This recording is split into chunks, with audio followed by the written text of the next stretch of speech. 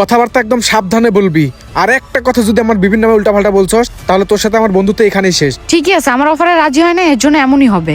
নয়ন, আমি তো সবচেয়ে বড় ভুল করছি। আমি একজন ধার্মিক ছেলে হয়ে তোর মতো একটা ফটকা ছেলেকে আমি আমার বন্ধু বানাইছি। এখন সেটা আমি হারে হারে বুঝতে পারতেছি তুই আমার বিভিন্ন নামে উল্টাপাল্টা কথা বলস। তানভীর, আমি জানি তুই ধার্মিক, এই জন্যই আমি তোকে সবকিছু খুলে বলতে চাই নাই। কারণ ধার্মিক ছেলেরা বউয়ের কথা উঠে আর বসে, তুই তো আমার কোনো কথা বিশ্বাসই করবি না, কারণ ওদের কাছে বই আপন আর সবাই পর। তানভীর, আমি তোকে বন্ধু মনে করতাম না, নিজের ভাই মনে করতাম। তুই আমার কথা একটু বিশ্বাস কর। তুই যে একটা বাজে ছেলে সেটা আমার একদম ক্লিয়ার হয়ে গেছে। আর আমার বিবি কিনা তোর দিকে বাজে নজরে তাকাবে, আর তুই আমাকে যেটা বলবি ওটাই আমাকে বিশ্বাস করতে হবে। এক মিনিট তানভীর, এই যে শুনেন, আমি কিনা আপনার দিকে বাজে নজরে তাকাইছি? শুনেন এক মিনিট, আমি আমার হাজবেন্ডকে অনেক ভালোবাসি, আমি কেন আপনার দিকে বাজে নজরে তাকাবো? বুঝছেন আপনি?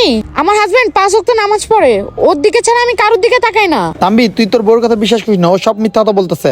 দেখ, তোর অনেক কথা শুনছি, তুই আমার হাজবেন্ডের সামনে আমার গায়ে হাত তুলছ, আবার আমার উপরে দোষারোপ করতেছ। তোরা তো ফটকা ছেলে, মেয়ে